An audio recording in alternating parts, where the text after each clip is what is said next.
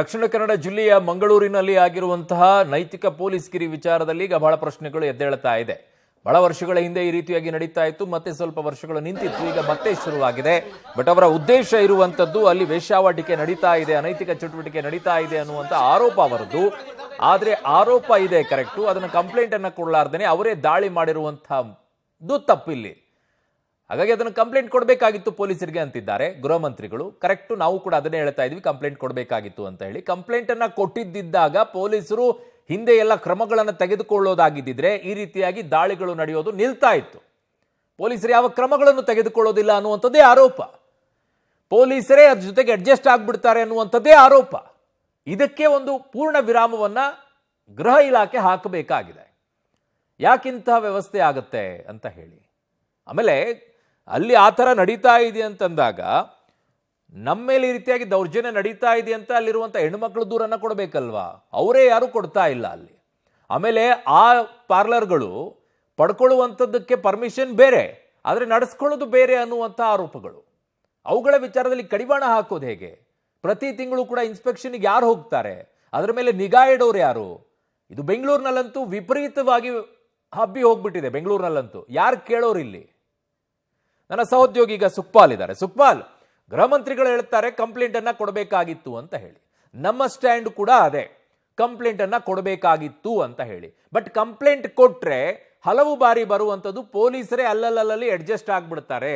ಅವರ ಇದರಲ್ಲೇನೆ ಭದ್ರತೆಯಲ್ಲೇನೆ ಇನ್ನೊಂದಿಷ್ಟು ವ್ಯಾಪಾರಗಳು ನಡೆಯಕ್ಕೆ ಶುರುವಾಗುತ್ತೆ.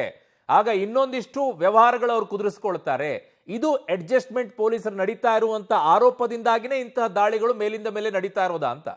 ಖಂಡಿತ ಅರುಣ್, ಈಗ ದಾಳಿ ಮಾಡಿದಂಥ ಕಾರ್ಯಕರ್ತರು ಜೊತೆಗೆ ಅದರ ಸಂಸ್ಥಾಪಕ ಪ್ರಸಾದ್ ಹತ್ ಅವರು ಹೇಳಿರುವ ಪ್ರಕಾರ ಈ ಒಂದು ಪೊಲೀಸರಿಗೆ ನಾವು ಈ ಹಿಂದೆನೂ ಸಾಕಷ್ಟು ಬಾರಿ ಈ ರೀತಿಯಾಗಿ ಅನೈತಿಕ ಚಟುವಟಿಕೆಗಳು ಮಸಾಜ್ ಪಾರ್ಲರಲ್ಲಿ ನಡೀತಿದೆ ಅನ್ನುವಂಥದ್ದನ್ನು ಹೇಳ್ತಾ ಇದ್ವಿ. ಆದರೆ ಯಾವುದೇ ರೀತಿಯಾದಂಥ ಕ್ರಮಗಳಾಗ್ತಾ ಇರಲಿಲ್ಲ. ನಾವು ಹೇಳಿದಂಥ ಸಂದರ್ಭದಲ್ಲಿ ಒಂದು ದಿನ ಹೋಗ್ತಾರೆ, ಆ ಬಳಿಕ ಮಾರನೇ ದಿನ ಮತ್ತೆ ಅದೇ ರೀತಿಯಾಗಿ ಮಸಾಜ್ ಪಾರ್ಲರ್ಗಳಲ್ಲಿ ಅನೈತಿಕ ಚಟುವಟಿಕೆಗಳು ನಡೀತಾ ಇತ್ತು ಅನ್ನುವಂಥದ್ದು ಇಲ್ಲಿನ ಕಾರ್ಯಕರ್ತರು ಮತ್ತು ರಾಮ್ ಸೇನೆ ಅವರ ಮಾತು. ಹಾಗಾಗಿ ಕಳೆದ ಹಲವಾರು ಬಾರಿ ಇಲ್ಲಿರುವಂಥ ಮಂಗಳೂರಿನಲ್ಲಿರುವಂಥ ಈ ರೀತಿಯಾದಂಥ ಅನೈತಿಕ ಚಟುವಟಿಕೆಗಳು ಮಾಡುವಂಥ ಮಸಾಜ್ ಪಾರ್ಲರ್ಗಳಿದೆ, ಅದರ ಬಗ್ಗೆ ಸೂಚನೆಯನ್ನು ಕೊಟ್ಟಿದ್ವಿ. ಆದರೆ ಯಾವುದೇ ಕ್ರಮ ಆಗಿಲ್ಲ.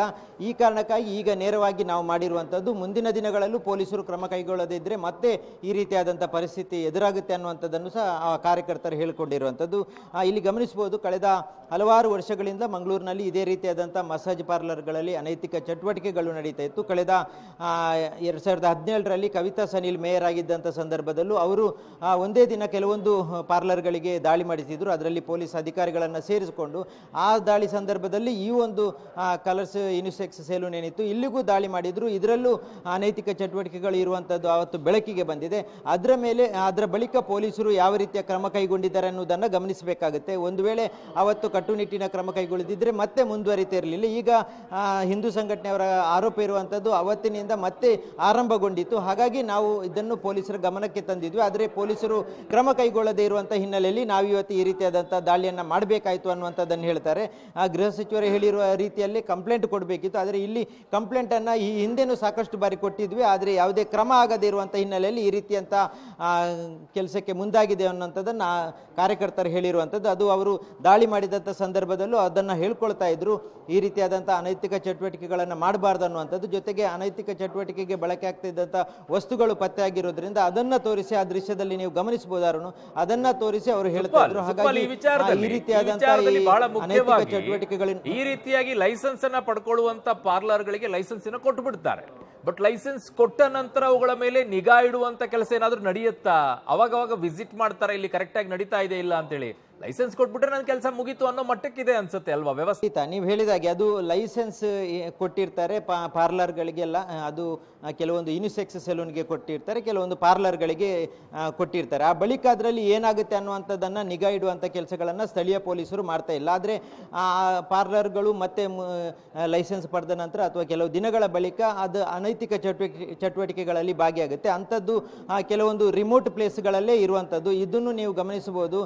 ಮಂಗಳೂರು ಮಂಗಳೂರಿನ KSRTCಯ ಬಿಜೆಯ KSRTCಯ ಬಸ್ ನಿಲ್ದಾಣದ ಪಕ್ಕದಲ್ಲೇ ಇದೆ. ಆದರೆ ಈ ಕಟ್ಟಡದ 3ನೇ ಮಹಡಿಯಲ್ಲಿದೆ ಒಂದು ಕೊನೆಯ ಅಂಗಡಿಯಾಗಿರುವಂಥದ್ದು. ಅಂದರೆ ಒಂದು ರಿಮೋಟ್ ಪ್ಲೇಸಲ್ಲಿ ಇರುತ್ತೆ. ಇಲ್ಲಿಗೆ ಬಂದವರು ಹೋದವರು ಯಾರು ಗೊತ್ತಾಗೋದಿಲ್ಲ. ಆ ಕಾರಣಕ್ಕಾಗಿ ಈ ರೀತಿಯಾಗಿ ಬಹಳಷ್ಟು ಒಳಗಿನೇ ಈ ರೀತಿಯಾದಂಥ ಪಾರ್ಲರ್ ಮಾಡಿರುವಂಥದ್ದು. ಇಂತಹ ಅನೈತಿಕ ಚಟುವಟಿಕೆಗಳು ಪತ್ತೆಯಾದಂಥ ಪಾರ್ಲರ್ಗಳು ಎಲ್ಲವೂ ಇದೇ ರೀತಿ ಆಗಿರುವಂಥದ್ದು.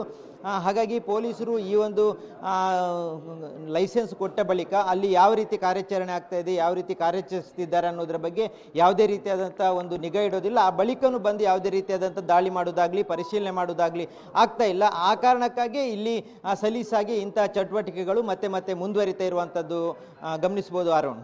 ಓಕೆ ಸುಕ್ಪಾಲ್, ನಿಮ್ಮೆಲ್ಲ ಮಾಹಿತಿಗೆ ಧನ್ಯವಾದಗಳು.